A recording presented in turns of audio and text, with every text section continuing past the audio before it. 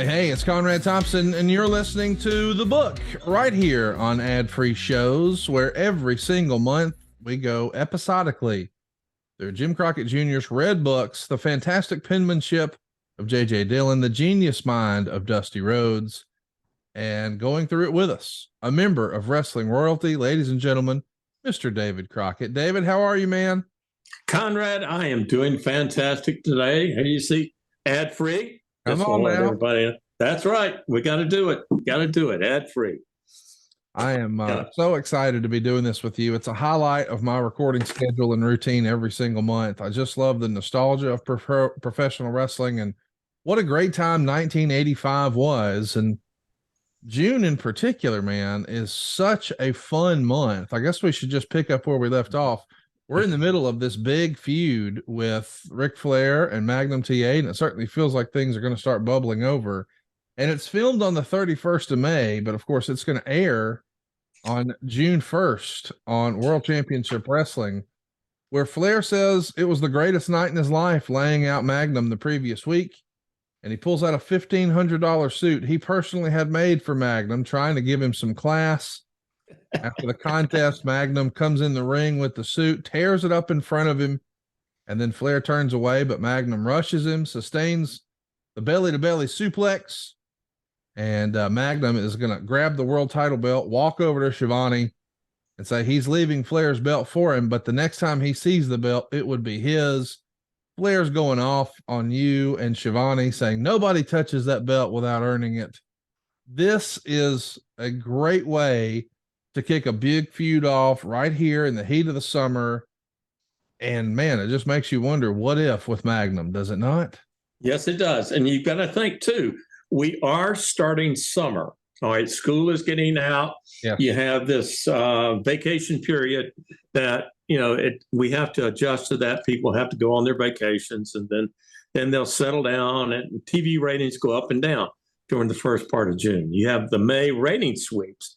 But then you get into June, you've got the vacation. So, as far as you look at TV ratings and also some of the house shows, that they'll go up and down until the latter part of June, because everybody gets back home, and then, everything really starts clicking. And we look at this program, as far as, Rick and Magnum, Rick is traveling, but Magnum is starting to pick up.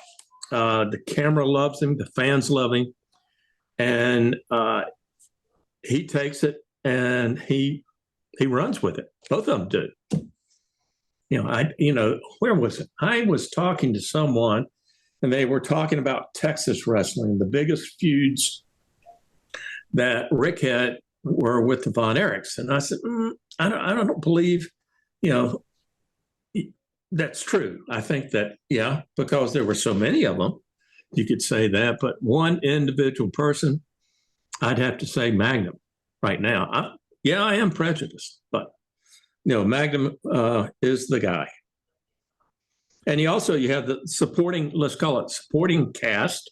Yes. Are really stars at the same time. No two wrestlers by themselves are going to take and pull everything up. It's just not going to happen. So right. you have to have everything running. So, when that starts to cool off a little bit, you have something right behind them. And, I'm looking here, you've got Blanchard and Rhodes, Blanchard with that World TV title, he's making it just as important as the U.S. title and the World Heavyweight Championship in our area. We knew that Rick was going to leave and have to, with the World Heavyweight Champion. But so you look at the individuals that are, taking up those spots and doing so well.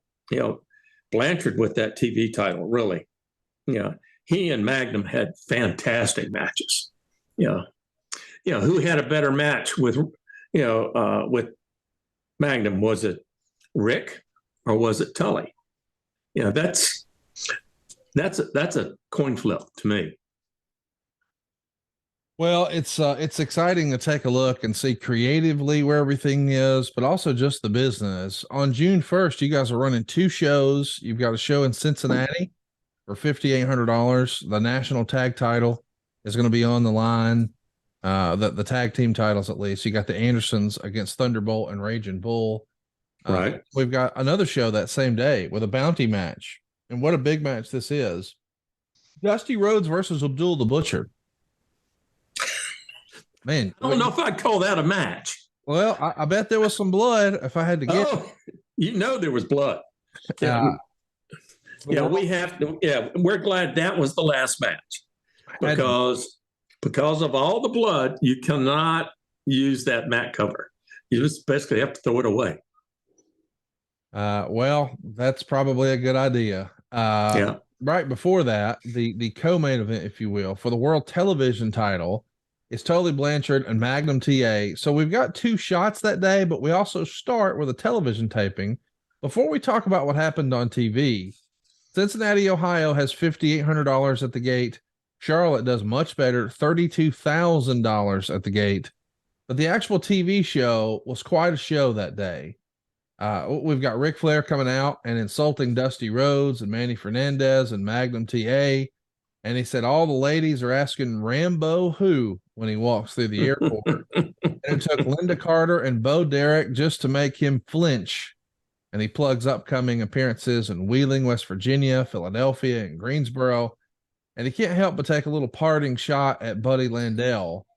Eventually, we see Tully Blanchard and Dusty Rhodes getting hooked up and getting into it. And Flair is, he's tired. A little later, we see him again. He's tired of Nikita Koloff calling him out, and he says if he keeps it up, he's going to make him his personal gardener. This is it's nice to have Flair on TV like this. You're certainly making the most of it.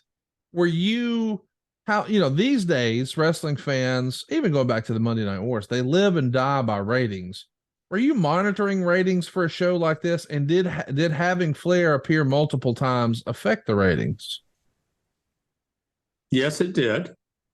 But also, if you had him too much, the ratings would stay the same or go down. It's too much chocolate cake, so to speak. So you have to have a lot of different things. You think about the number of hours we had on television. So yes, and we had to keep it entertaining, not just with Rick and his interviews.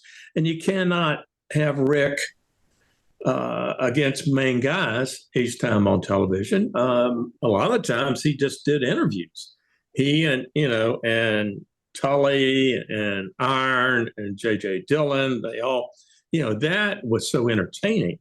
And Dusty would come out. So yeah, and Nikita and Ivan. So they're all part of the entertainment package. And yeah, we could break it down. Yeah, we'd look I guess it's Monday or Tuesday. We'd look at the ratings and say, okay, and look at the quarter hour. And then we'd also, a technical thing we would do is we would go into the quarter hour, in other words, at 6:15, we'd go 6:16 into that rating period with action, then go to the commercial, come back out, and you do the quarter hours that way. You wrestle into the quarter hours and then come back. That way, that's when they take, at that time, that's when they take the ratings right on the quarter hours. And it's just called quarter hour maintenance. Right. So, that's a technical thing, but yeah, you definitely pay attention to your ratings. When we did it on TBS, that Jerry Hogan, who was Ted's representative at that time, and yeah, definitely we'd hear, and sometimes we'd hear from Ted, about the ratings or a match that he liked or disliked. Let's talk about what the ratings were on WTBS. On Saturday, 9:30 in the morning, it was Championship Wrestling. It would do a 2.6 rating in the month of May. That's 888,000 homes. And then World Championship Wrestling, Saturday at 6:05, would do a 4.3 rating. with 1,492,000 homes. On Sunday at 5:30, we would run the Best of World Championship Wrestling, and that would garner a 3.1 rating for 1,079,000 homes. And then on Sunday at 7 p.m., we would have Mid-South, which would do a 3.5 rating for 1,365,000 homes. So there's a lot of wrestling on TBS here. And there is a lot of news and notes in the Observer about this, where he says, by the way, the folks at WTBS told me there's very little reaction to their dumping the Mid-South show. The reaction was the same as the dropping of any show. They got almost no reaction when the WWF was dropped from Mid-Atlantic in April. However, as many recall, they got an extremely significant response in a negative vein to Ole Anderson's show being dropped for the WWF in '84. However, it's important to note the ratings, while the WWF was on board with TBS, stayed steady on Saturday and actually improved on Sunday. He would even go so far as to say the demographic is that the wrestling audience makes more than $40,000 a year, which is slightly lower than the average based on a total television audience. So the idea that perhaps wrestling is viewed as low rent is just false. Meltzer would say the folks at NBC did say they're having problems selling their time for their wrestling shows because advertisers don't want to be associated with wrestling, no matter the facts of the show. NBC was going after a young audience with Cyndi Lauper and Mr. T, and it got the young audience, but not in comparison with a show like Saturday Night Live, which is strong with 18 to 34 and, of course, teenagers. The biggest difference is that wrestling is drawing very well with both men and women that are 35 to 50, but that doesn't really resonate with Saturday Night Live. They don't get that audience. So Meltzer's saying in this era, both TBS and the USA program, which of course is WWE, their audience is roughly 66% men and 34% women, and only 12% of that are teenagers. If you had to sort of pinpoint what in your mind the target demo, if you will, for Jim Crockett Promotions was, could you do that? What was the target demo for Crockett? All right. We wanted to get more women and tweens, as we call tweens. You know, that's 16 to 20 area, because you know, we were looking at they had more buying power than the kids. You know, so that was important to us, because you know, we knew that we needed to get ratings to where advertisers, those that would buy wrestling, would buy it. And so they wanted more tweens, and they wanted more women. We had the men, you know, older men, but too, Meltzer didn't say that the audience, the wrestling audience, even Vince's, was a very loyal audience to the advertiser, just like NASCAR. In NASCAR, they were loyal to the driver and what he was marketing. The wrestling fans were loyal to what advertisers that we had on our TV. You know, so that's a big deal, because in a lot of cases, you know, people watch a show, they don't care what the advertiser is, but when it is something that is an action show, like, you know, we had, they become very loyal to it. Does that help you? I mean, as far as, yeah, we are looking, you know, because at that time too, we were doing per inquiry, you know, more people watch that, and we'd get a percentage of whatever they would buy. So, you know, that helped with us. That advertisers became very important to us when we went to TBS. Yes, definitely, because we had to cover the expense somehow. I just, I know that a lot of our listeners grew up on the WWF when they got really, really hot and what a lot of people consider the golden age of wrestling, the 1980s. But the NWA has been around so much longer and so much larger. Certainly the WWF had more, they had the hot hand. They had more mainstream attention. They were doing stuff with MTV and whatnot. And they had folks like Hulk Hogan appearing at the Grammys and all of that. So even in the newspaper, like over in Pittsburgh, they had someone go out and write an article and sort of review and compare what's going on with pro wrestling. But a lot of the fans took issue, and they would say things like, granted, the NWA doesn't have the popularity of the World Wrestling Federation and its crew, including Hulk Hogan, but that's just because it does not wish to go that route. The NWA appeals to the diehard wrestling fan who enjoys watching a good match of mayhem and chaos. The WWF, on the other hand, appeals to both the diehard fan and those who like to be involved with the in thing. Wrestling, as promoted by the WWF, is definitely in, but this audience consists of people who know nothing of the sport. I thought that was fascinating, that the diehards, much like maybe with AEW today, they prefer the NWA and their style of wrestling, whereas maybe as a part of pop culture and the crossover with the mainstream and the use of celebrities, the WWF's going a different way. Did you view your product as more aimed at the hardcore wrestling fan? Is that the way you guys perceived it as well? Yes, most definitely. We could not do what Vince did. Vince invested so much money into production. He had the big production trucks, and we had a production truck, but a small suit. You could put our edit suite, in this room. Wow. But he had a massive building, all these people, marketing companies, and we were, small group. I had two full-time television people with us. That was it.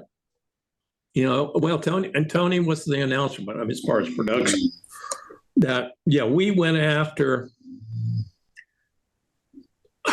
hardcore, not snug, not high flyers. We action. We didn't want them to sit on a mat. That as soon as they were down, I said, I guarantee you they're going to come up in less than 30 seconds, which they do. And unless they've, down there, let's say it's Tully and Magnum, and they're beating each other to death and the blood's going everywhere. Well, that's going to be longer, because he's, one of them is struggling to get up, so forth. And that's helping the fans. So, we are definitely snug, like the NWA of today. Right. That also with us, you've got to remember the NWA as a group were different promoters all over the world. It was not one company and one boss. I mean, if it were, we could have had a great time if it was one company, one boss, and had all this, these markets to work with. But we did. So listen, we've talked about the popularity of the WWF. I think we should just do a comparison, because I think a lot of people, and myself included, I was under a different impression that perhaps they were the hotter property on television. TNT on USA is getting a 2.4 rating for 734,000 homes. I want to remind you, the lowest rated program on Turner's TBS is the Saturday 9:30 show. That gets a 2.6 with 888,000 homes. Now, granted, WWE's All-American show is averaging a 4.3 for the year. But in the month of May, it's down to a 3.5, which is 1,051,000 homes. You guys have 3 of your 4 shows on TBS that beat that. In addition to that, prime time, which we know is going to be the big show, is only doing a 3.2 for 967,000 homes. My point in saying all of this is you guys are destroying them in the ratings. It's not close. You're winning, and it's not really even competitive. Now, granted, they are doing some other things that you're not doing. They certainly have more merch and more licensing opportunities, and they do have more mainstream attention. But as far as where are the people going to watch their wrestling, Jim Crockett Promotions is reigning supreme here in June and May and June of '85. It is because, too, Conrad, that we are looking at the northern cities Vince has, the rural market we had. Right. That's where we would dominate. And even Atlanta, that whole, the South that is not truly manufacturing like you have up north, that the people come in and they set their clock by 6:05. Yeah, they hear that music and they come in. I've on that Thursday call I did, there were fans talking about how they used to be WWE fans until they grew up and started seeing our shows streaming. And they said how fantastic it was, and that's good to hear. I wish they had been able to watch it sooner. Right. And two, penetrating in the northern market, the only thing we had was TBS. We did buy an hour. Was it not KCAL? That's LA, but the KIX in New York, I think we bought an hour there, which was very expensive, just trying to show ourselves in the market. But sure, when we did the Meadowlands, it was all promoted off TBS, at that time. So, and it did well. When we went to LA, anything past the Mississippi River was promoted by TBS. So if we'd had syndicated markets too, like in LA, which we didn't, and Oklahoma, which we finally did when we took over Watts, we probably would have had better ratings, because what we used our syndicated show for is to promote back to TBS. Right. Because we wanted to shoot the big angles there and then bring them over to the syndicated show. Well, let's talk about what we're doing on June 2nd. Boy, it's a big show. It's actually a double shot. And that means we got an afternoon show at 3 in Asheville, North Carolina. Mm-hmm. $16,100 there. Flair and Magnum on top. And a return match for the World TV title, Tully Blanchard and Dusty Rhodes right below it. $16,000 in a Sunday afternoon. But then that evening, boy, it's a big one. Atlanta, Georgia, the Omni. Ric Flair versus Magnum TA for the world title. The tag titles on the line. Rhodes and Slater taking on Khrushchev and Ivan Koloff. A grudge match between Thunderbolt and Ole Anderson. A TV title match, which sounds fun, with Tully and Watley. So you've got a lot of these guys, and there's even a note in the margins here from your brother. I guess it's actually JJ. Flair, Magnum, Blanchard, Rhodes, Valiant, Graham, Barbarian, and Jones, Asheville to Atlanta. Does this mean that those folks jumped on the plane together to make the other show? Yes, it does. Okay. Yeah, we had a G1, which was a 16-passenger prop jet. And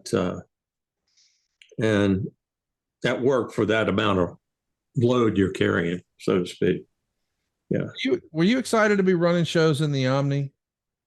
Like, when we talk to a guy like Arn Anderson, who grew up in Georgia, he would tell you that the Omni was his Madison Square Garden. And we know that you guys are based out of the Carolinas, so it's a big deal to run in Greensboro. It's a big deal to run in Charlotte. What was the Omni? What did it represent to you and Jim Crockett Promotions? It was a big deal. Yeah, definitely. But it's the home of TBS. So for us, to run the Omni. And we also had a reputation to keep up because Ole and those guys, they did well at the Omni. And for us to come in and fall flat on our face, that wasn't acceptable at all. And we had some times that, the card was not what it should have been, or the angles. And, we did stub our toe a couple of times. But, 52,000, during 1985, right? It's a lot of money. Yeah, that's a lot of money. Definitely a lot of money.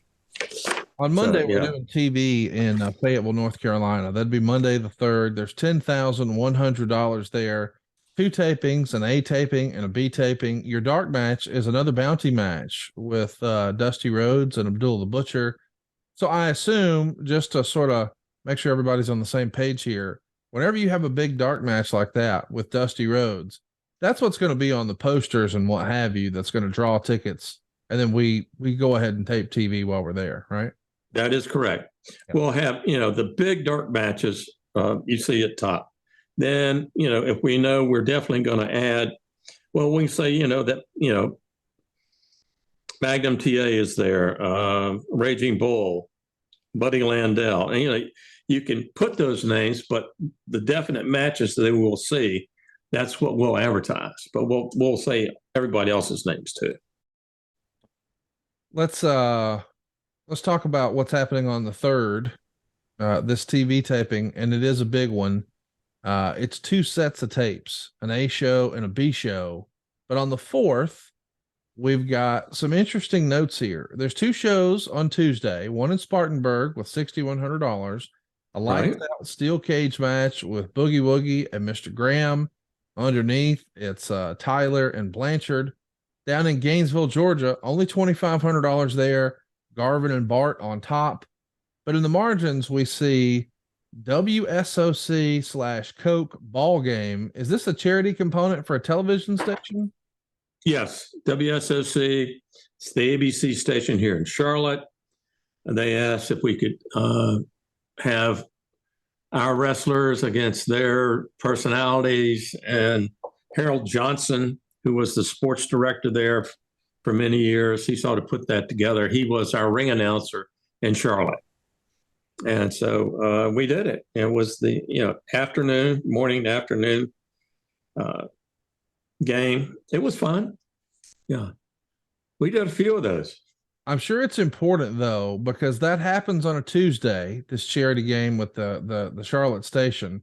But on Monday at those TV tapings, so literally the day before, that's where Bob Caudle would interview your brother and Sandy Scott, and they make the announcement for the Great American Bash, July 6th at Memorial Stadium in Charlotte. It's going to be a super show. They're going to have fireworks and skydivers and a David Allen Coe concert in addition to all of the wrestling matches. And the first match that's announced is the Russians versus the Road Warriors. Now, at this point, the Road Warriors are not a regular part of Jim Crockett Promotions, but boy, they've been on the cover of a ton of wrestling magazines and made quite a reputation for themselves. And remember, this is 1985. So the whole Cold War thing and Rocky IV and all of that is paramount, America versus the Russians. But then we're going to, hey man, for the kids, we got fireworks and we got skydivers for the ladies. And hey, a David Allen Coe fan for the casual wrestling fan. Something for everybody. It's a big announcement. I'm sure you're looking to get some more publicity for that. So announcing that the day before you have this charity baseball game with a television station, that's a strategic announcement, is it not? Oh, yes, definitely. Yeah. And because there again, Harold Johnson was the ring announcer, and WSOC and their sports department did a lot for us. With that, if you remember, you saw Ric Flair at the stadium at one point come in on a helicopter. Right. That was WSOC's helicopter. So yeah, they treated us very well. Talk to me a little bit about the idea of Jim Crockett Promotions presents the Great American Bash. Like, we know for certain that we have we're going to make this a much bigger deal. It's going to become a touring thing and then an annual event and one that WCW carries on, and eventually the WWE would even pick up. But the very first one, Dusty's given a lot of credit for ideas like War Games and Starcade. Great American Bash, I assume that too was one of his ideas. What did you think about fireworks and skydivers and a stadium show? And oh, by the way, a concert. I did not like the concert, just because of setup time, the cost of that, the lighting you had to do for it, the sound, so forth, the extra power. I think we could have spent our money on more fireworks, laser show, or something, a promotion with a TV station or radio station, similar to what we did with the Rock and Roll Express, the Summer Sizzler Tour. See, the Summer Sizzler Tour was, to me, the idea for the Great American Bash, because that thing took off, and you had contests that, they come in on a bus, the Rock and Roll Express, and you had cheerleaders and people on the bus and come over to the stadium, and it was a big deal. And to localize it more at a Philadelphia and Charlotte and Jacksonville and Miami, I think it would have been much better. But hindsight's 2020, right? The rock shows are the afterwards, because the shows were always after the event. Well, you had to put the stage so far out, basically it was in the outfield, past second base, because you can't bring it in on the infield. Right. So you had a ring there, and the seats went all the way back to the baselines. So yeah, it's and you didn't have really video screens at that time that we hooked into. So you're just having these guys, out there. David Allen Coe. I was not a true country western fan at that time. I knew sort of him, but not that much about him. Right. He's different. He's definitely different. Talk to me a little bit about just the timing of the announcement, because we know Great American Bash is going to be July 6th, and you guys are announcing it on your television taping that happens on the 2nd. So you're giving yourself roughly a month to sell these tickets. And that show, of course, is going to be just a couple of days after the 4th of July. And it's a stadium show. These days, when a promotion plans a stadium show, like for instance, here we are recording this in May of 2023. There's a show at the very end of August in a stadium that AEW is running. And boy, they put tickets on sale at the beginning of May. They gave themselves several months. WWE does the same. Was it just a different time, or was this systematic in Jim Crockett Promotions where there wasn't enough planning ahead of time? Like, it feels like you would have needed, I believe the term is, a longer runway to sell a stadium. No? Well, Conrad, look at wrestling today and wrestling back then. Right. All right. You don't have the Charlottes and the Greensboros and the Richmonds and the Atlanta, monthly shows. It is TV shows and pay-per-views. To me, that was the philosophy that we were eventually going to go to before Ted Turner on us, is that gradually work into 4 pay-per-views a year using the big markets, the Atlantas, the Charlottes, the Greensboro, Richmond, wherever we were, let's say Miami, to promote where we would have a pay-per-view. You do 4 of them a year. We could do 4 Turner specials a year. We looked at that, and we could use that to push it into the pay-per-view. Sort of, having that as the the big bang to go in. And so we had to earn the guys an income. There again, they were not guaranteed like they are today. They get a check for $5,000 a month or 10 or 12, whatever it is, whether they wrestle or not. Now, whereas if you didn't wrestle, you didn't get paid. So we had to provide them an income. So you had to have other towns, and you'd had to keep people moving, working. So it was a short window, but we did that really to see how it was going to work. We booked all these different places, but if the first one didn't work, then you can start backing off.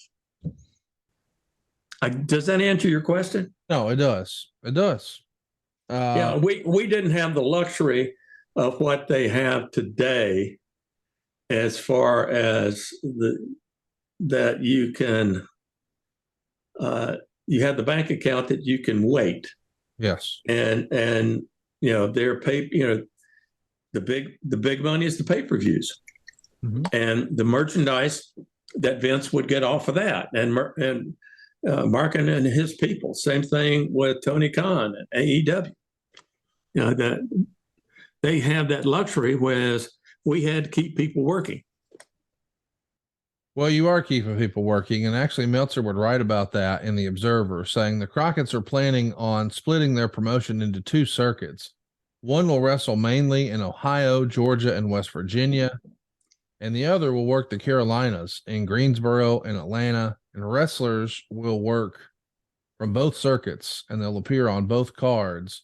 Was that a real thought? I mean, we know we're running sort of 2 towns a night, but was there ever this guy runs that crew and this guy runs this crew sort of mentality, or was that ever evolving? We thought about it, but it would be more towards the South and West Virginia and Ohio, because there was very little control for us in that area with promoters, even though we tried to work with them. There was more control, from Virginia down to Florida and over to the Mississippi River. Well, Tennessee, no. Alabama, maybe a little bit, not much. Florida was better. Panhandle, no. You had Bill Watts' area. Bill was still going at that time. He didn't want to sell. He still wanted control of his people and his area. Wanted talent from us, but he wanted to control. So, the politics were not there for us to really do anything. Everybody wanted our talent, but they didn't want us to control anything. How was it determined which of the quote unquote Georgia only wrestlers would get TV time, whether it's WTBS or the syndicated shows? Guys like Bob Roop, Kevin Sullivan, the Eliminator, Thunderbolt Patterson. I'm just wondering, these guys who were primarily just working the quote unquote Georgia territory, but they're not really working the Carolinas and the Virginias after the consolidation in the fall. Is this a Dusty call? How does that take out? It became, with Ole down in Georgia, right, and Dusty up here, that you're juggling 2 different areas. Distance-wise, for the people in Georgia to go up to Norfolk and Richmond, and it's too far. You have to fly. And that's what we were looking at not doing on a regular basis. Just to, if it were a true main event that was, let's say, in the Georgia area, then, if we got enough, just like we did, we flew the group to Atlanta, from Asheville. So we had 2, 4, 6, 8 8 wrestlers. The plane can hold 16. So at one point we were flying 16 wrestlers into an area, leave them for a week, and then come back and pick them up and drop them back home, so to speak, and then pick up some more. You know, we tried that. It wasn't the best in the world, but in some ways it gave us expandability if we needed it. And to be able to put matches like we had a double shot, which we did, Greensboro and Atlanta one time. So we had matches in Greensboro that eventually ended up towards the end of the card in Atlanta, and we flew them, down to Atlanta. That was the double broadcast that we had from Atlanta and Greensboro. Let's talk about what we're doing next here. We've got a Wednesday show, just a soul show in Raleigh, North Carolina. The Kolofs against Magnum TA and the Raging Bull, $4,147 here at the gate. Bad night. Church night. There you go. Church night, and Raleigh is a Tuesday night town. Always has been Tuesday night. The people, some people set their watch. It's in their calendar. Tuesday. Yeah. You get used to it, and boom. It's the only way I would move that is if I did a big card on a Friday or Saturday night in Raleigh, then they might come. But the people that come to Raleigh are from outside Raleigh. They are not from inside Raleigh. They're from Kinston, where else? Rocky Mount. They're from outside the Raleigh area. So they're coming to the fairgrounds there. And Wednesday night's church night. And guess what? If Mama wants to go to church, you're going to go to church. Yes. Let's talk about what we're doing the very next day. 2 shows on Thursday here, June the 6th. We're in Norfolk. We've got Rhodes and Magnum teaming up against Abdullah and Blanchard, $12,728 at the gate. We don't have a gate listed for Macon, Georgia, but it's Garvin and Bart on the top. As we cruise over to the 7th, boy, it's a loaded day. It's a Friday, and man, we got people everywhere. Augusta, Maine, Abdullah is in the top left margin. But 3 shows. Albany, Georgia, with no gate listed. Garvin and Bart on top. Columbia, South Carolina, lights out, steel cage, Barbarian versus Boogie Woogie. Underneath, it's the Russians against the Rhodes, or Dusty Rhodes and Raging Bull. $4,800 there. But then in Wilmington, North Carolina, we see something we haven't seen before. It says $17,000, and then that's scratched through, and now it says $10,000. And you see on top, Flair, scratch, Landell, scratch, Magnum, scratch. So the World TV title becomes Blanchard versus Tyler. Lots of scratches here in Wilmington, North Carolina. But man, 17,000 to 10,000, those scratches, those weren't refunds, right? There's no way it's 7,000 in refunds. There was one price ticket, $10 tickets. It's an outdoor stadium, football stadium, and if you came in, there was no discount. This was put on by the Wilmington Athletic Association, the soccer association down there, and they just wanted one price, and they did it. So Eddie Godwin was the promoter for them down there. He had, and I honestly, I can't say why that number was changed that way. I think, I don't know. But if I were a fan and I wanted to see those matches, yeah, I'd ask for a refund. Right. Afterwards. So, and we probably might have given it to him. Who knows? Well, that's awesome. Well, I'm pretty excited that we've got another big show, another several big shows on Saturday, June 8th. Greensboro, North Carolina, Flair and Landell on top.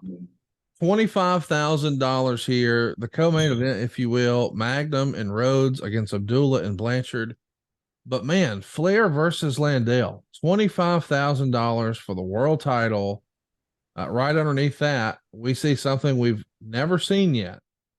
Florence, South Carolina.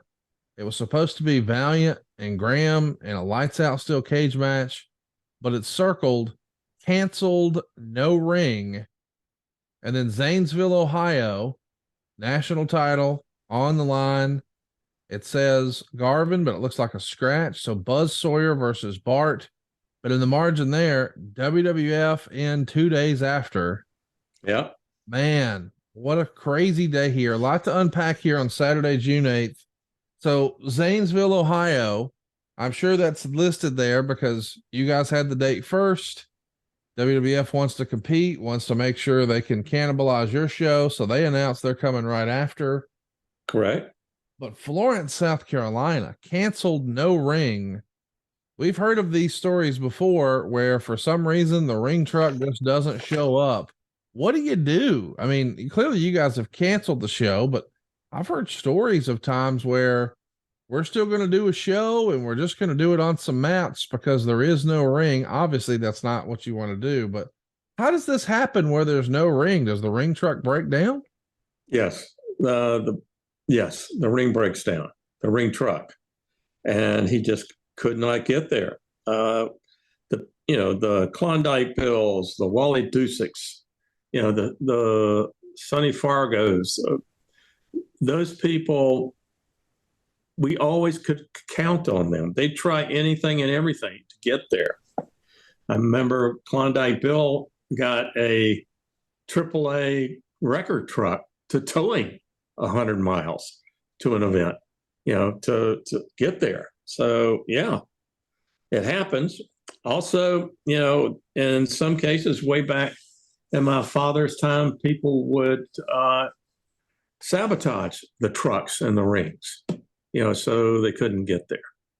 But if it were inside, yeah, you could. But it's outside in Florence, so you just couldn't do it. So yeah, and that's a shame. And the WWF at that time, hell, I would have done it. Come in on top of them, either before or after, and give them everything in the book, as far as matches, to just kill that date. So yeah, it's a fun time. Talk to me a little bit about Greensboro, North Carolina.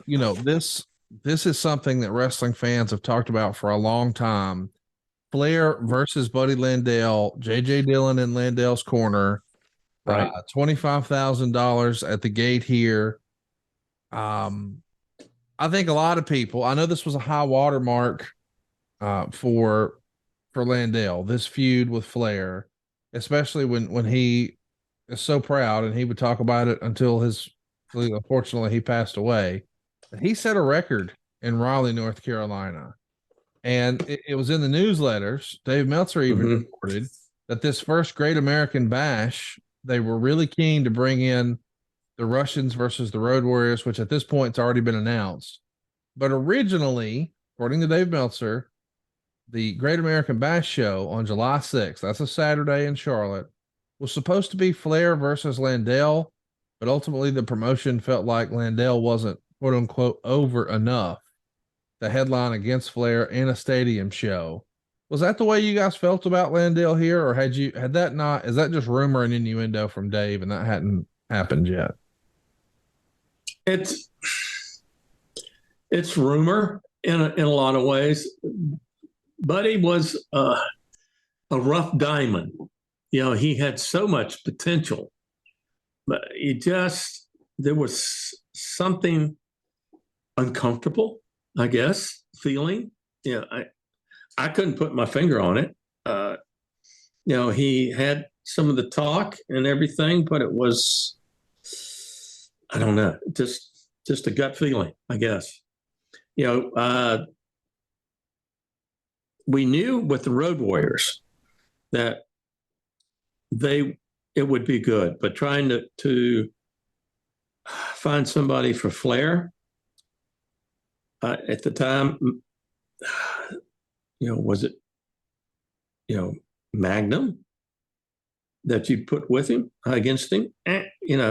Not necessarily. Right. I don't think that was there yet. But Landau was. I wish we had done more with him. Right. But it's hindsight's 2020. I think too with Landau, with Rick, he had everybody around him. You think about, he had the baby doll. He had part of the Four Horsemen. Just not just him alone. So Landau was basically a single in a lot of ways that he needed, whether it was like a JJ with him that could, he had JJ there. So, and I just like to have seen him with someone that could complement him. How about that? Yes. Yeah, definitely complimenting. Let's talk a little bit about Sunday, June 9th. You got Abdullah in Dover, New Hampshire. You got a Roanoke show, $5,300 with a street fight on top with Boogie and Graham. Savannah, Georgia, with Blanchard and Magnum on top, $5,600 there. Wheeling, West Virginia, Flair versus Dick Slater, $8,500. So yes, on a Sunday, 3 separate shows. On a Monday, we got 2 shows, Clarksburg, West Virginia, Brett, or it says Brett, but I'm sure that means Buzz, against Ball. And then Greenville, South Carolina, it's a 6-man, which we didn't see a ton of here. Dusty and Magnum teaming up with Boogie Woogie to take on Graham, Barbarian, and Jones, $10,500 at the gate there. On the 11th, we're doing TV in Shelby, North Carolina, $5,800. But we've got to have something to advertise on the posters. So it's Flair and Raging Bull against Anderson and Barbarian as our dark match. And this entire time in the margins, going back a few days, we have seen Abdullah, man, he's just being booked out all over the place. We talked about how on the 7th he was in Maine. And then on the 9th, he's in Dover, New Hampshire. And the 10th, he's in Massachusetts. And I'll be God, on the 11th, he's in West Palm Beach. My man's living on a plane. Well, Barbarian is booking himself. Abdullah. Abdullah is booking himself. He has those dates. And since he lives in Atlanta, and he wanted to work for us, but he has these special shots. We work him in or work him out. You accommodate. Yeah, and he's a special attraction. Yes. You don't have a steady diet of Abdullah the Butcher. No, you just don't do that. No. We should talk about, this next show here. It's a big one. We see in the margins, Hawaii, Sullivan. So Kevin Sullivan booked in Hawaii, but on Wednesday the 12th, on a Wednesday night, Philadelphia, and man, you loaded up. You got the Russians against Slater and Raging Bull, a 1-fall death match with Thunderbolt and Ole Anderson, but then a Texas barbed wire fence match to a finish. Dusty Rhodes and Tully Blanchard, lights out. But for the world title, Flair versus Magnum, and it works. $39,000 at the gate. This is a loaded show, really not too far from Vince's backyard. That Philadelphia crowd is unlike any other here in America. Just awesome. Hardcore. They want to, they don't want any sissies. Right. No, you try to be a real good guy like Mr. Wrestling, he'd get booed out of the building. No, they don't really, they don't want a Mr. Nice Guy. They want somebody that's tough, blue collar. Right. Yeah, definitely. And yeah, this Philadelphia, we had the hardest time getting into the building there in Philadelphia. Extremely hard. Trying to block you there. Oh yes. Yeah. And we would do the same. Right. But finally we'd find a date that we could do it, and we just try to put everything we could into it. So and it paid off. The expense of getting anybody up there is one thing, but you've got to create, you've got to pay money to make money, right? Yes. And so that's what we did. On Thursday, the 13th, $9,600 in Athens, Georgia, with Rhodes and Abdullah on top, Magnum and Ivan Koloff underneath. And then in Niles/Youngstown, Ohio, it's Thunderbolt and Ole Anderson on top. We don't have any gate listed for that one.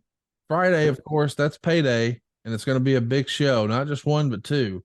Charleston, West Virginia, with a New York street fight, which we saw a lot last month with Valiant and Graham, underneath a special attraction match with Slater and Barbarian. But Salisbury, Maryland, boy, that gets the big show, and I mean big. Tully Blanchard and Magnum TA for the TV title, but in the main event, Flair versus Dusty Rhodes, $28,000. So you can see where you're certainly trying to creep into Vince's backyard with Philadelphia and a couple of days later, Maryland. And you just keep that going, man, because on Saturday the 15th, we're cruising down to Richmond, Virginia, and drawing $36,000. Right. Again with Flair and Landell here for the world title, but a lights out bounty cage match. Abdullah and Tully against Rhodes and Magnum. We're stacking some of these towns up, and it's paying for itself. We see big gates here, but it is interesting here in the month of June. We start to see some of these other towns, and there's no gate listed, like the second show on this day, June 15th. Cleveland, Ohio doesn't have a gate listed. Are you finding that curious as we're going through the book? Because it feels like they've always been there, and now suddenly they're not. Yes, it does. I know the wrestlers got paid. Sure. So yeah, and I don't know why it's not in there. I never thought about that. But that was a co-promotion, Cleveland. Right. All right. And then Sumter, South Carolina, that was Henry Marcus. Marietta, that was Ole's, group. Well, us too, I guess. It's strange trying to figure out the pay for Georgia and then our area and some of these other areas when you had co-promotions. That how did the pay work? That was always the $64,000 question. Because Jimmy Wood was not what you might say forthcoming, right, with information about that. But hey, that's in the past. So it's like Jekyll Island. There's nothing there either on the 17th. Not only are some of the gates missing here for the first time as we've marched through these books, but June also doesn't list the Atlanta TV, and the prior months it had. But this is a Saturday, what we're discussing when you guys were running in Richmond, Virginia. The TV taping is not listed there, though. But boy, it is a big one, because we're going to see opening footage of Tully Blanchard blinding Dusty Rhodes with a fireball from the June 8th card in Greensboro. We're going to see Tony Schiavone do an interview with Tully talking about it. He's got Baby Doll by his side. And they're going to talk about how the fact that every time Dusty has insulted Blanchard or Baby Doll, he winds up hurt. And he's questioning what's going to happen next time. And we get something interesting that we didn't see a lot. Now, reminder, everybody, this is the TBS show. This is the most watched show in all of wrestling. It's on the Superstation. And we get Magnum TA wrestling Ric Flair here on free TV. They go to a 10-minute match. It goes to a 10-minute time limit draw. It's a non-title match. It actually went 10 minutes and 18 seconds, thanks to Dave Meltzer. We know that. But prior to the bout, Magnum would interrupt an interview with Flair that was being conducted by Tony Schiavone and puts up $1,000 of his own money, saying Flair couldn't beat him in whatever TV time was left. Flair accepts the challenge and faces Magnum instead of his scheduled opponent. This is a big deal. Flair didn't wrestle a lot on TBS, and you certainly usually had enhancement matches, but we're trying something new here. We got two big names. Granted, it goes to a time limit draw. I get that. Right. Was that considered a risk or passe, or how do you guys make the decision to say, hey man, let's just let them do their thing and give them a preview? We wanted to put them together on TBS so those stations or fans could see them wrestling each other. We can talk about it all we want, but let them get a taste. Right. You know, you give them a taste. You don't really feed them. You know, you just, you know, give them a little taste, and they liked it. We know they liked it. You know, so they wanted more. So we did the right thing. You know, why would you say it's a risk? It's a risk that if the fans sort of farted at it, yeah, that's a risk, but we knew they wouldn't. Well, I just felt like in this era, it seems like it's all enhancement. And if you want to see the big stars, well, you got to come buy a ticket for that sort of thing. Well, yeah, but then too, like you said before, if we put matches on TV to create a storyline or enhance a storyline, then that's acceptable to put main event guys against main event guys. To me, you know, that you're not wasting it on television, that you're helping your ratings, you're creating a bigger fan base, and especially with those two guys, you know it's going to be a fantastic match. Really excited to talk about the next day. I hope everybody can take a look at this page. And I know sometimes people just listen. Go watch the video for this one. Sunday, June 16th is such a huge day for you guys. You do 2 sets of television tapings in Asheville, North Carolina. You get $8,600 drawn in because you're promoting one hell of a dark match, Magnum and Dusty against Tully and Abdullah. But on this show, the Road Warriors are going to be here. We've got to introduce them and get everybody familiar with who they are, so they'll come buy a ticket to see them at the Great American Bash. Right. Dave Ivey is on these tapings as well. Not regular guys. You don't see them all the time. But then that's not the only thing you're doing. That's a 3 p.m. television taping on a Sunday, June 16th. You're also running Sumter, South Carolina with Valiant and Graham in a New York street fight. And you're running Marietta, Georgia with Sawyer and Bart. So you've got 3 shows, but the TV taping is really 2 shows. There's a lot of wrestling, a lot of moving parts, and you guys have to really be paying attention here. I mean, this is a logistical nightmare of sorts because, I mean, these TV tapings are really like 2.5 shows by the time you factor in the dark matches. Granted, That's right. They're all in the same arena, but then we've got to disperse. Hey, some of you guys are going to go to Sumter, South Carolina. Some of you guys are going to go to Marietta. Some of you won't have to do double shots, but man, there's a lot of moving parts. This is a lot to keep straight. I'm sure JJ and everybody involved was really stressed in this era. Oh, yes. Now, too, look at what we did with the Road Warriors. We put them on the second tape. Yes. B-show to keep the fans in the arena because you're going to have sort of an intermission. Now, look, they're on the A show too, though. Road Warriors against Burke and Reeves. They're on both shows. They're on A and B. Oh, that's right. Yeah. But with the Road Warriors, yeah, their matches are going to be quick anyway. That's right. Yeah, it's 2 minutes to work. You're in and out. Yeah. So, and we've got, you've got Abdullah on the second tape, right? Yeah. Blanchard, Magnum, TA, Road Warriors. Yeah, the people are, they will stay. because it's not too late in the afternoon. It's a 3 o'clock show. So, we'll get them out by 6. She'll get them out by 6 to go home and either go to church. Maybe some of them will leave a little bit earlier. But yeah, 3 o'clock works. And Sumter and Marietta, believe it or not, those are a drive. Yeah. Yeah. The roads, good interstates. But yeah, those are a drive from Asheville. That's 4 hours and 52 minutes, 288 miles from Sumter, South Carolina to Marietta, Georgia. It's doable, but boy, these guys are road warriors. Literally on Monday, the 17th, man, we got another big show. 2 of them, Jekyll Island, Georgia, Sawyer and Bart on top. But the A show, if you will, for the NWA world title, once again, it's Flair and Landell. Underneath, it's Rhodes and Magnum against Abdullah and Blanchard. $29,485. What did you think of Buddy Landell's work and the presentation and the character?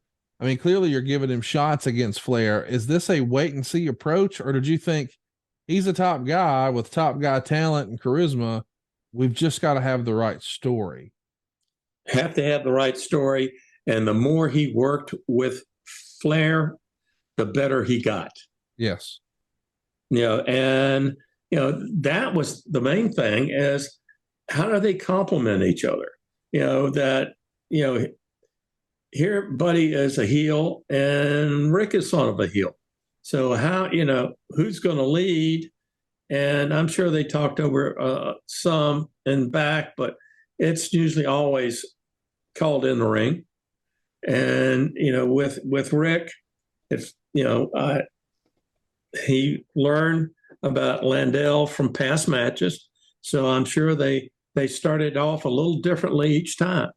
The more you learn your opponent and what their best strength is, then you work with that. And the more they wrestled, the better it got. I should mention the Observer would note, this is Dave's opinion now, that he felt like you guys were trying to fool the fans and you're trying to sort of swim upstream because you're trying to position Flair as a heel. And so by associating him with Tully Blanchard, maybe the hope is people will boo him. But he contends Flair's the most popular wrestler you have. And you even admitted, well, he was a ratings juggernaut for us. But I just want to add some context to that. By and large, the touring NWA champion needs to be a heel.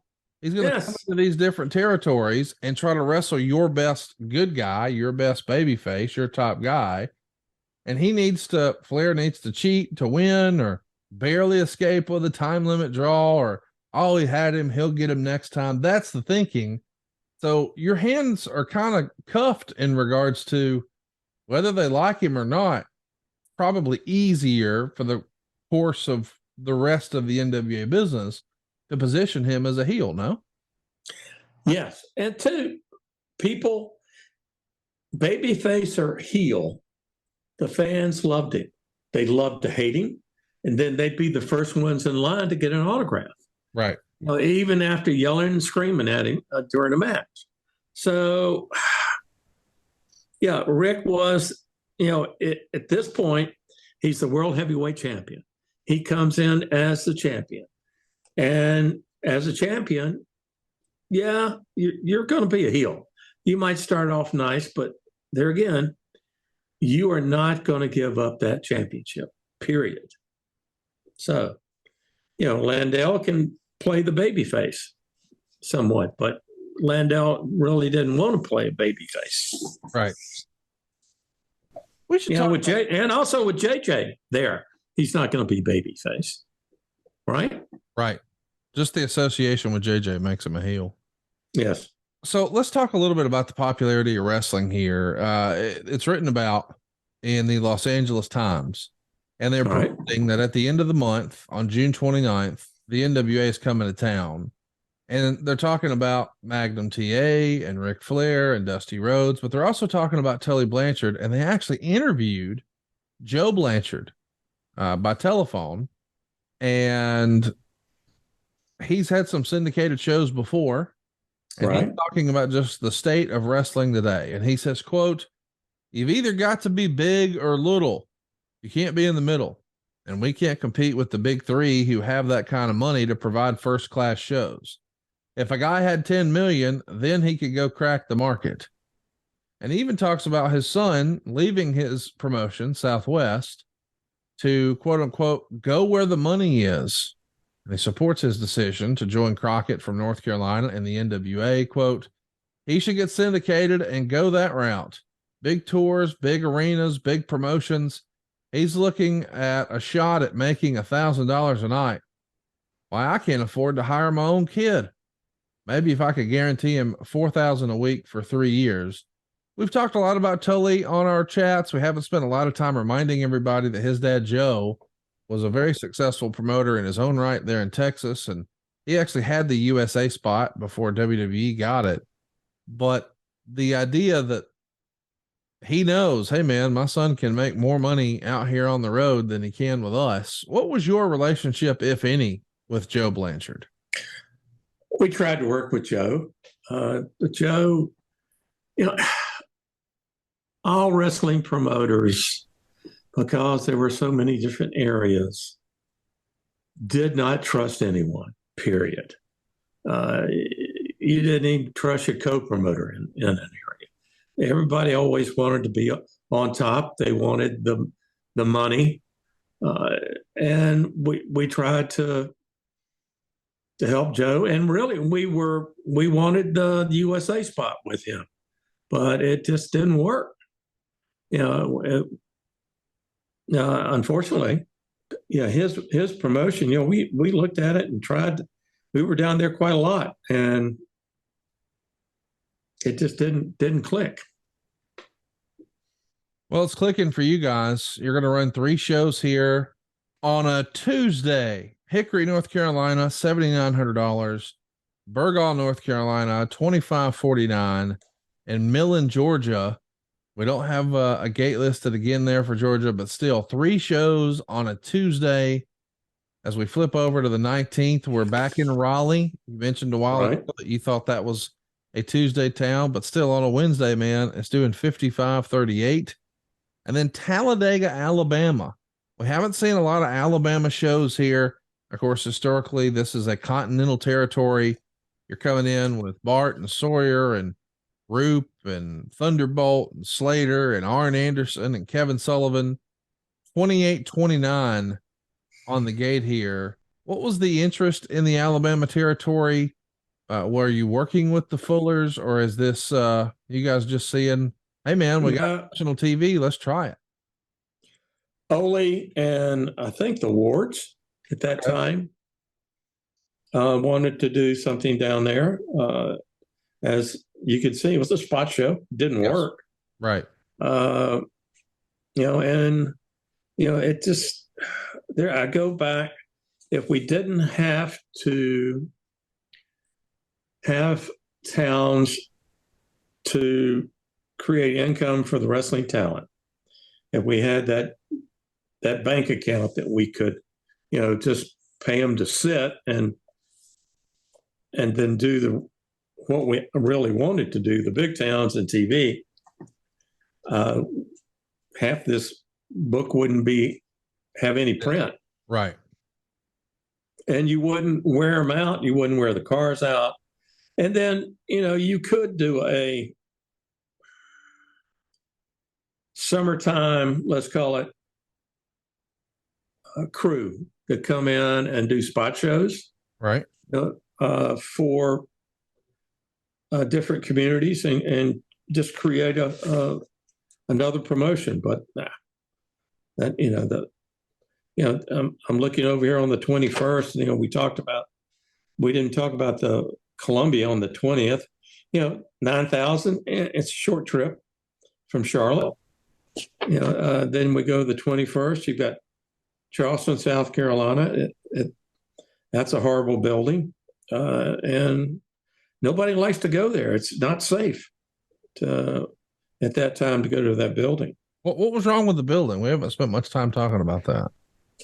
Building was built during the 20s under the Work Act to get people back to work. It was a bad section of Charleston at the time, and no air conditioning.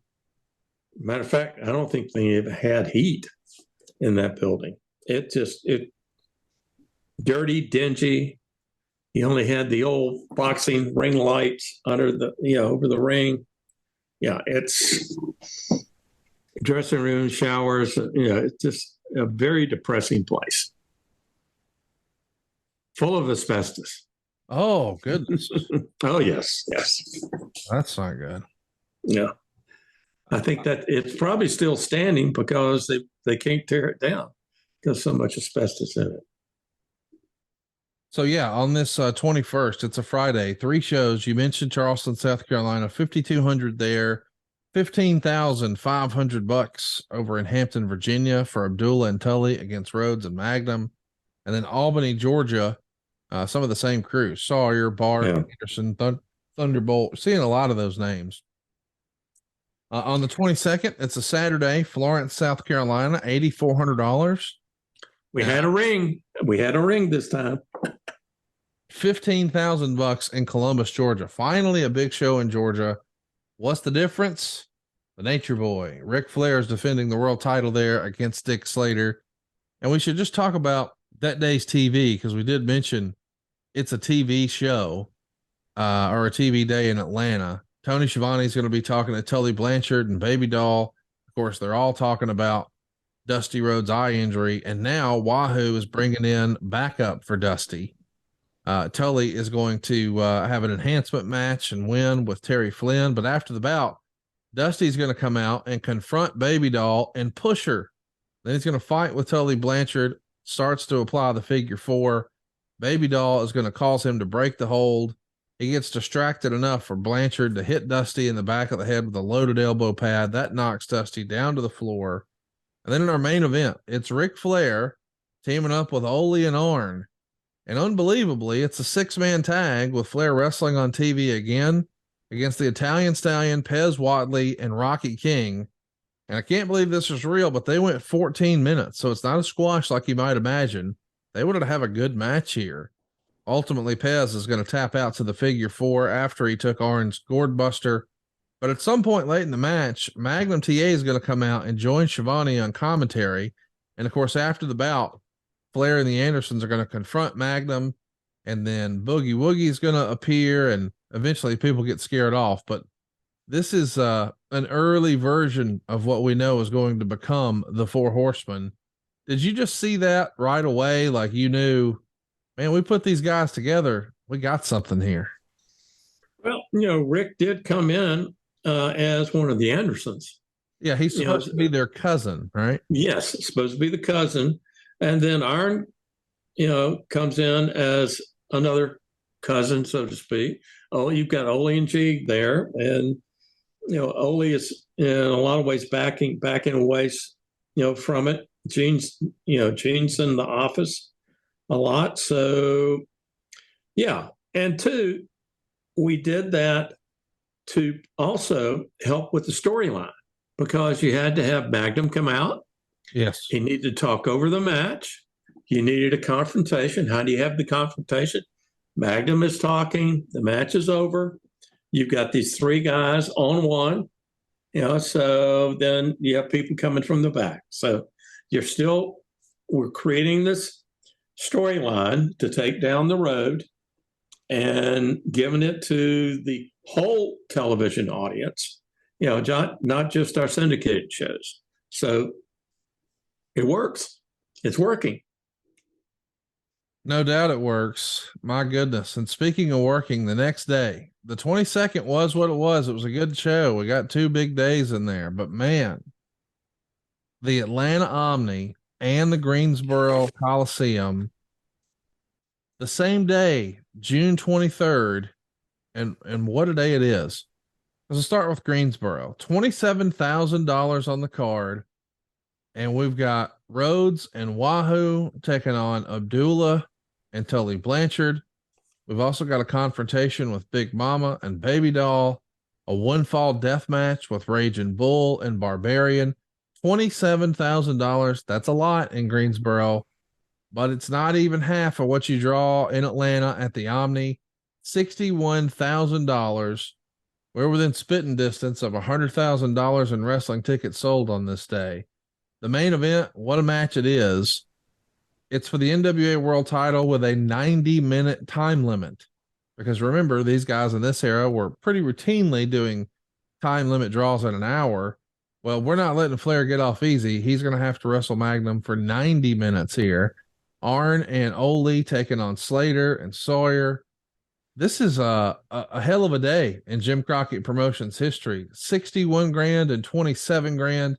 I mean, normally when you run the Atlanta Omni and the Greensboro Coliseum on the same day, this is a Starcade level deal, but this is just a Saturday in June of 85. My goodness.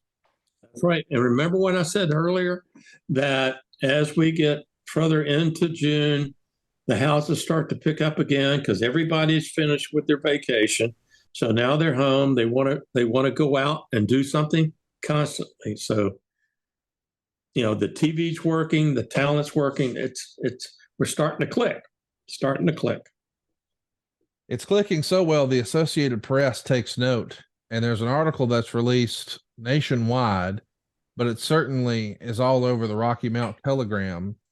And they're talking about how, quote, Ric Flair and Dusty Rhodes may still pack them in across the state, but professional wrestling in North Carolina isn't enjoying the surge in attendance the controversial sport has felt in other sports. Our attendance has fallen off, John Bryson says, deputy director of the Greensboro Coliseum. I don't know why. It seems to have picked up nationally. Bryson said the attendance is averaging around 3,500 this year, down from 7,500 in 84. I don't know if it's the economy or what. Attendance at other three major arenas where pro wrestling is held in North Carolina is equal or slightly better where it was a year ago. But officials at all four sites said there has been a change in the type of spectator drawn. The so-called yuppies are now attending. Wrestling has enjoyed an upsurge in interest among young professionals in the last year, spurred on by a story in a national sports magazine, a music video that featured several wrestlers, and singer Cyndi Lauper becoming the manager of several female wrestlers. Quote, the thing we've noticed has been an increase in attendance by younger folks, said Wilson Rogers of the Cumberland County Arena in Fayetteville. Those people who wouldn't have been caught dead at pro wrestling 2 years ago are now coming out.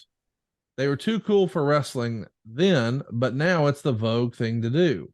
It's the popular thing to do, like streaking was a few years ago. Some of them may have fallen by the wayside, but some may see something they like and stick around.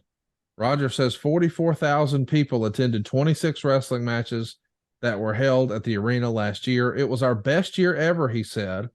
About a dozen matches have been held so far in the arena, which opened in 1968. Ticket prices ranged from $3 to $8.25.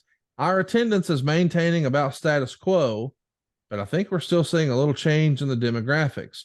But I don't see a great surge. When Dusty Rhodes or Ric Flair are in the building, we get a big house. It still depends on what you put in the ring. Paul Buck, the director of the Charlotte Coliseum, agreed.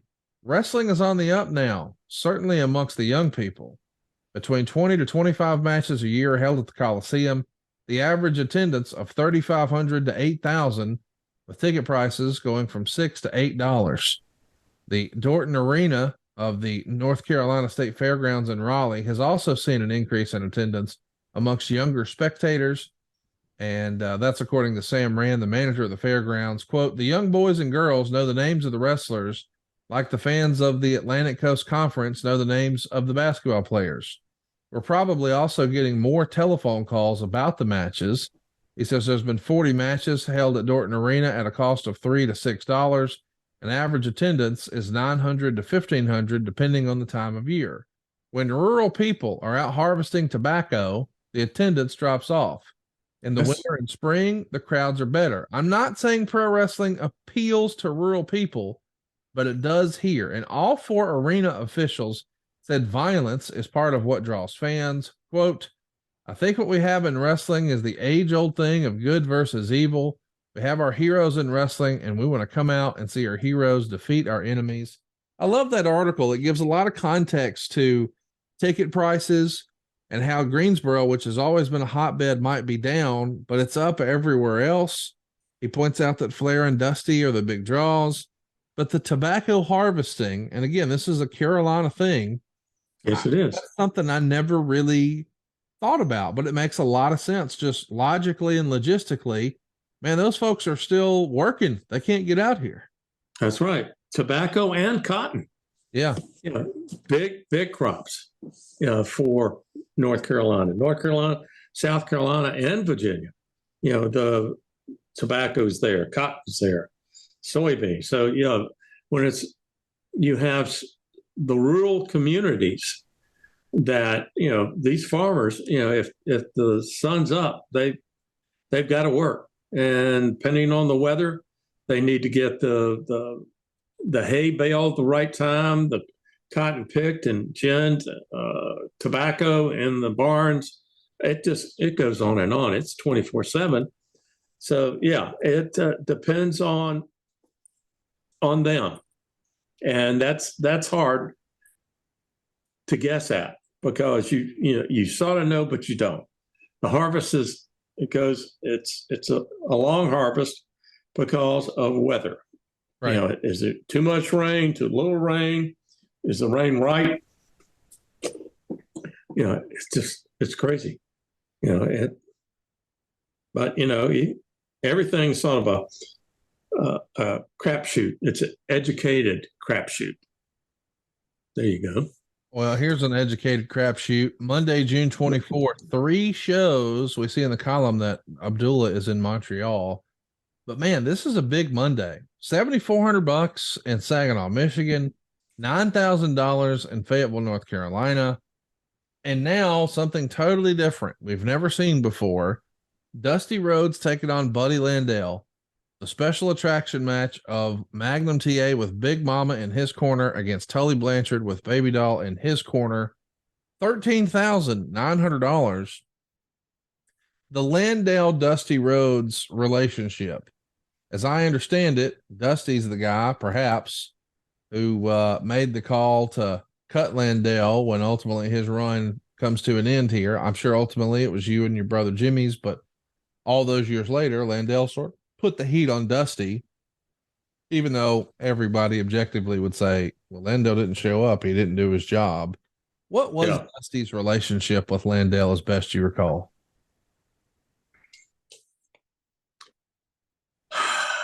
Cold. Okay.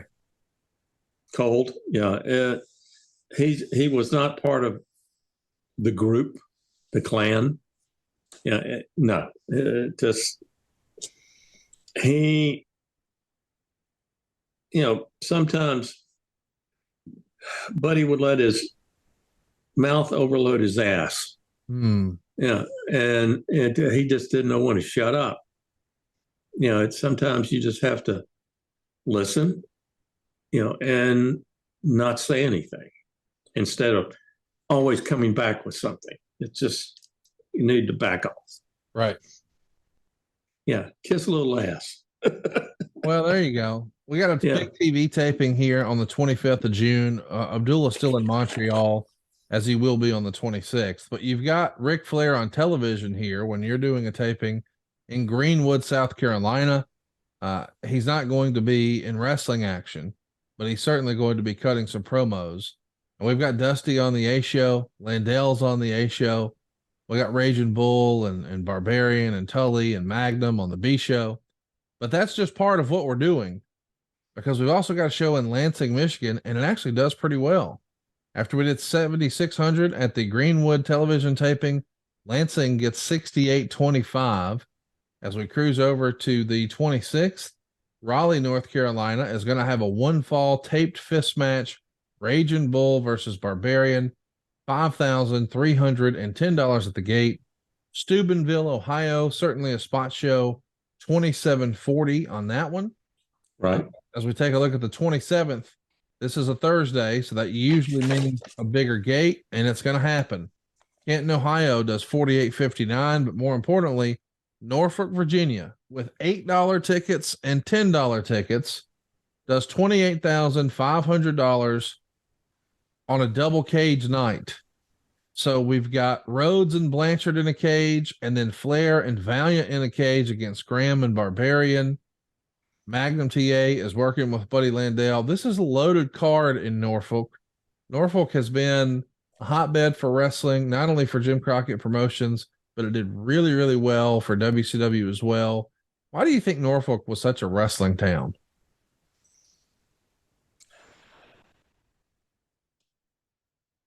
Why was it?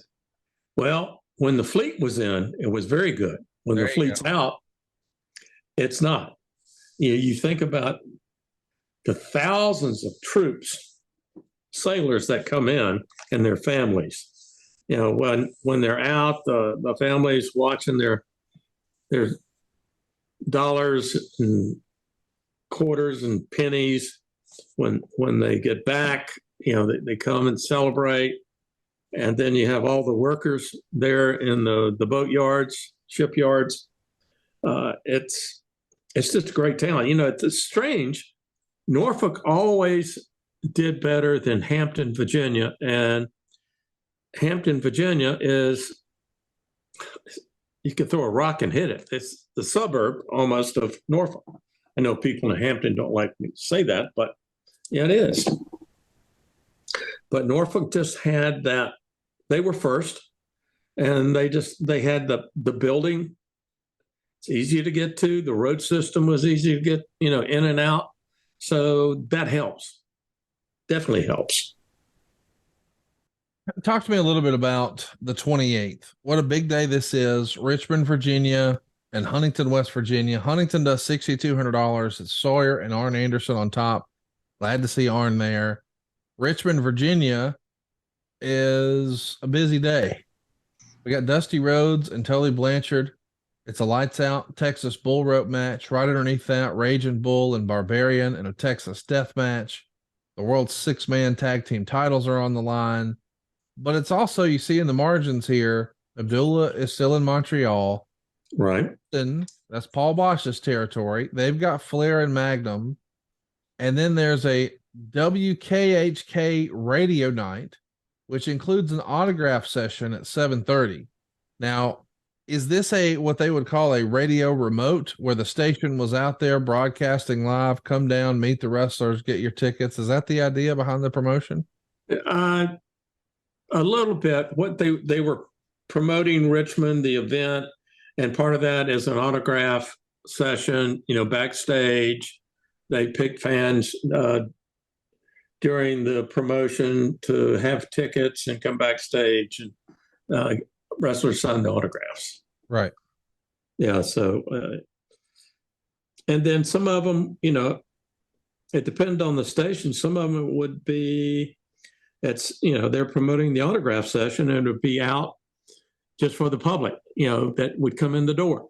And from 7:30 to, it'd probably be about 30 minutes, because we'd probably start the matches at 8 or 8:15, to get people in and out.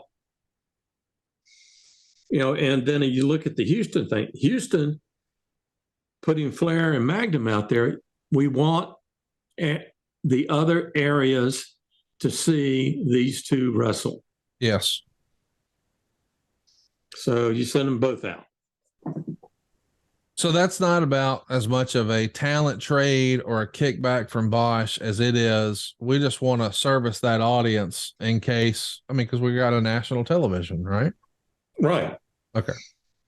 Yeah. And, and we're shooting that angle on TV. So why not? Bosch is going to pay them to go out and be part of a big show that he has out there. Man, I've been so excited to talk about the 29th. This is such a big day in Jim Crockett Promotions history. Let's just talk about it. we'll do the shows and then we'll come back and talk about everything else. Macon, Georgia has Thunderbolt and Whiteley against Bart and Roop, $3,845. A New York street fight and the national tag team titles on the line in Augusta for $5,557. But man, Los Angeles, the world title, Flair and Magnum TA, and then for the television title, Blanchard and Rhodes, $19,552. But that's not all. Yes, that's 3 shows. You also start with your Atlanta TV, which would have Tony Schiavone doing an interview with Ric Flair saying he's ready to head to Los Angeles later in the day, and the U.S. champ Magnum TA is not ready to challenge him. Nikita Koloff is going to be discussing his recent attack on you, which we got to talk about. Right. And of course, we know that Magnum's got plans for the Great American Bash. And Ric Flair says he's going to make Koloff his personal gardener after the Great American Bash. Tony Schiavone is going to be conducting a closing interview with the television champ Tully Blanchard and Baby Doll. They're going to talk about the attack on Sam Houston earlier in the show, who, by the way, is the real life man in Baby Doll's life. And Blanchard is going to wear Houston's hat and a Starrcade 84 shirt during the segment. Blanchard's going to note that he would face Dusty Rhodes in a ring surrounded by barbed wire, and he's going to continue to beat Rhodes. That, of course, is a plug for what we're doing at the Great American Bash.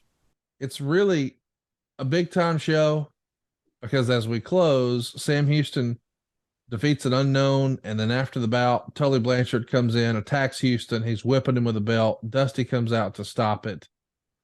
And if you take a look at the Midnight Express 25th anniversary book that Jim Cornette put out, this is where we would see the debut of the Midnight Express on the Superstation for TBS. And there's just so many moving parts. Now, the Observer had noted earlier in the month that the Midnight Express and the Rock and Roll Express should be in July, but they make their debut here. So it's Bobby Eaton and Dennis Condrey with Jim Cornette. The Midnight Express is here. This is such a big show, and this is the way we start the day, and then we fly to LA, and it's a coming out party for you guys in Los Angeles. You have to remember this pretty fondly. I mean, to run the Olympic Auditorium in Los Angeles for what used to be, prior to being on TBS, a quote unquote regional promotion, man, you're all the way on the left coast now. What do you remember of this day? Just leading up to it, I had goosebumps. Yeah. Going out there, setting the building up as far as the ticket sales and so forth, and just being so pumped. I mean, here we come. And, the gate, I definitely was thinking more, but there again, we made our mark. The fans totally enjoyed the show.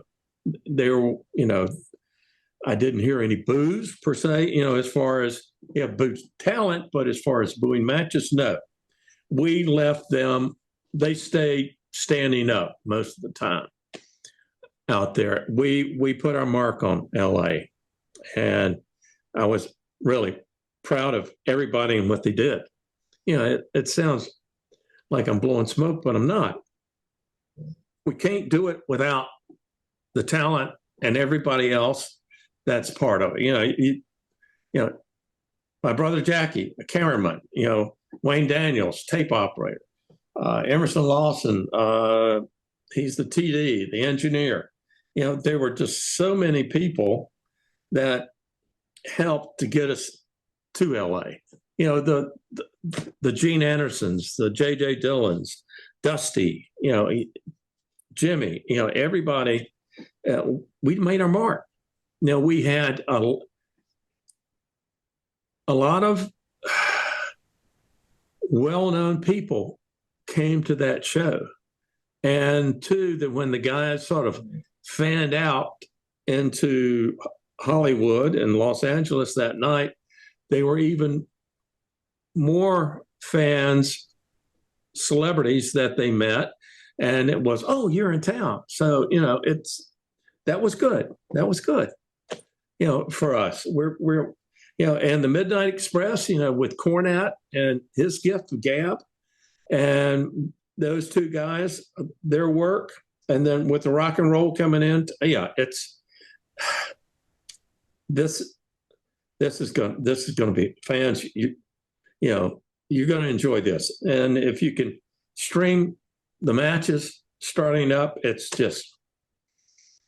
a fun time. It really is a fun time.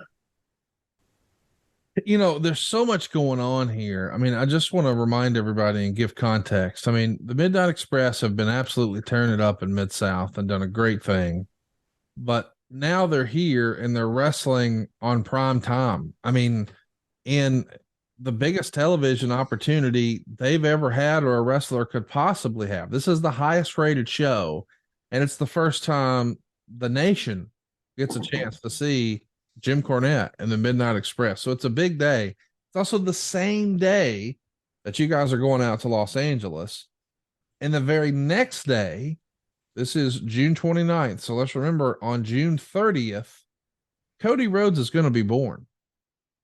I mean, his dad is wrestling with Tully Blanchard in Los Angeles, and Dusty's got to hurry home and rush out of there and get home to Charlotte to see his wife Michelle give birth to the American Nightmare.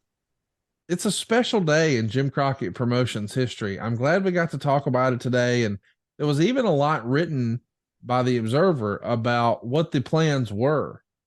Quote, Los Angeles has Flair versus Magnum, which will also take place in Philly and Atlanta this month. The opponents for Rick in LA, which still hasn't officially been announced, this would have been earlier in the month, originally were Kerry, like Kerry Von Erich. Obvious that won't happen, Meltzer says. Sarge, who called it off himself, Meltzer says. Magnum, changed later because they wanted to give him another bout. Harley Race, who they say you guys changed your mind about because you felt he was too old, overlooking the fact that he's one of the best wrestlers in the world and better than anyone in the Crockett territory. And Arn Anderson. That's right. Arn Anderson, according to Dave, was considered to be an opponent for Flair here in LA. And Dave would say that made no sense whatsoever, but at least would have been a good match. But now it's back to Magnum. So lots of other people considered. Do you recall thinking maybe we do need Sergeant Slaughter? Maybe we could get Kerry Von Erich. Is there a chance we could try with Arn? There's lots of different what ifs for Los Angeles. Did you guys feel like this show in Los Angeles, like this is really a chance to make a strong first impression now with the strength of TBS? What else was considered as best you can recall? Well, I know that you've got the World TV title. We were thinking about, do we need to go with a tag with Blanchard and Rhodes and maybe Arn? And we just didn't know. And then putting the right person with Rick, Magnum, then Sarge it would be a good match. Arn, it would be a fantastic match. Yes. Did it mean a lot? No, but it would be a great match. Yes. The Flair Magnum coming back into it that's what the people saw on TV. That's right. So why change? Why try to change the scenario just for LA? That this is what they've been watching. They have seen the storyline on TBS. So let's just go with that. We were trying to figure out subcard wise, with you had Tully and Dusty, but what else could we put in with it? Right. But also you had to look at transportation costs because you're using a lot of California talent. You see some Guerreros on there and things like that. Right. Talk to me about the way TV was changing for you guys. There's a note here that you had largely stopped, quote unquote, bicycling your tapes back in '83 when you moved out of the studio and started taping on the road with your production truck. But why are the syndicated shows in Los Angeles so far behind? It's written in the Observer that yes, you're getting TBS that's up to date, and they're seeing that, every week like the rest of the nation is. But when you watch your syndicated shows in LA, they're literally 2 weeks behind. I can only imagine how confusing that would be to a fan who watches the big show on TBS, but then when I watch the syndicated show, well, wait, I already know what happened there because I heard them talking about it on TBS. Is that a failure on the local promoter side? Was the technology just not there? Did you just not have good contacts in LA? Do you We recall? did not. Go ahead. Yeah, we did not have good contacts in LA. Okay. The promotion wise, they could care less whether we were there or not. We were really pushing it ourselves. That we did not stop syndicating our shows when we moved out of the studio. We started dubbing the shows at our building on Briarbend in Charlotte. We had 82 stations a week we syndicated to. When we finally sold to Turner, every week, we would, and you bicycle it and somewhat, we would, and yeah, it was hard between 2 inch, half-inch, 1 inch, 3/4 inch. What do they need? Do we send them a general tape? Do we put commercials in it? And we had to kick it out the door by Thursday evening to FedEx or UPS, wherever it would need to go. So and there again, you think about the amount of production staff that we had. It was tight. It was tight, and yes, we did make mistakes, and we always could do it better, but we did the best we could at that time. No doubt. Yes. And the growth was we didn't plan for the growth. It's sort of like, oh, one more thing. Okay. We just add that to the list, and it just slowly mushrooms, and you don't think about it until somebody else mentions, you're doing all this.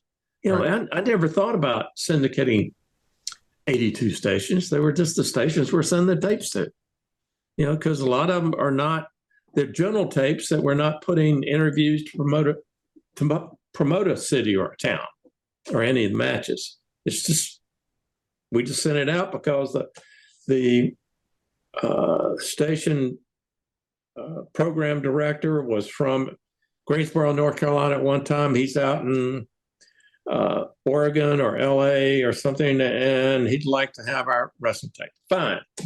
We'll pay shipping out, you pay shipping back in. That was it. We didn't charge them, and they didn't charge us. So, and that just grew, and we should have paid more attention, but golly, there was so much that, we just started mushrooming. Once we took over TBS, and that, we concentrated so much on TBS, at first, that we needed to, the syndicated shows took a back seat. That's the best way to say it. They took a back seat. And then it just exploded. When you start getting the Midnight Express in, and that what it is, then you have more options. You when you look at these cards, we're sort of recycling a lot of matches from singles to doubles to six-mans but then with adding better talent and scenarios, we can expand and do more things on syndicated and TBS separately, and we can switch the matches, video wise, back and forth. But we just all of a sudden exploded. Let's hey, well, let me ask you this: what does Cornette say about when they first came in? How does he feel? I mean, it was a big opportunity. I mean, I think it goes without saying that this is the first time they've had an opportunity like this, and such a big, debut. I mean, when you really think about just how important, WTBS is, I don't think we can overstate it now. I mean, these days people talk about, well, WWE is on NBC, and I get that, but or Fox rather, but that means less now than being on a cable station like this did back then. So I think it's not lost on anybody how important and how significant it was. But just like everything else, the beat goes on. June 30th, you guys are in Sumter, South Carolina. There's $5,000 at the gate. Not the biggest show. We got Hard Rock, Ricky Reeves, and Joel Deaton, and Buzz Tyler, and JJ Dillon, and Starship Eagle. It kind of is what it is. Right. Over in Marietta, Georgia, it's going to be Dick Slater and Sawyer against the Andersons. Much bigger card, but not a ton of cash because it doesn't even list the gate here. As we saw, that was pretty common here for the month of June. We're not seeing a lot of gates listed in June. But just to recap, in June, you guys announce your first ever Great American Bash. You run Los Angeles for the very first time, the Midnight Express debut for the very first time, and Cody Rhodes is born. This is one very important damn month. But next month, we're going to talk about that very first Great American Bash and everything that happened in July. But a stadium show and David Allen Coe, and what an entrance for Flair. A lot to talk about. That's what we'll be doing next month on here on the book. Man, I'm enjoying just bouncing around and talking about the growth. You can see the momentum getting bigger and bigger and bigger with every passing month. Oh, it is. It's, I was just sort of, when you were talking, I was turning the pages looking ahead, and I'm going, oh my God, yes. It's going to be fun. Fans, really. We're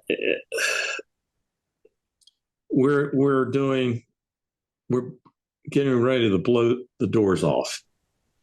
That's really what we're getting ready to do.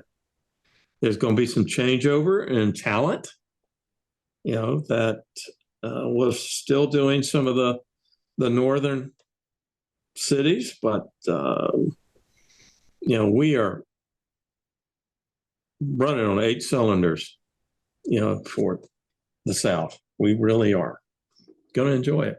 And I can't wait. I've enjoyed our visit today. Can't wait to do it again next month. Thanks everybody for tuning into the book, and we'll see you talking all things July 1985 next month right here on Ad Free Shows.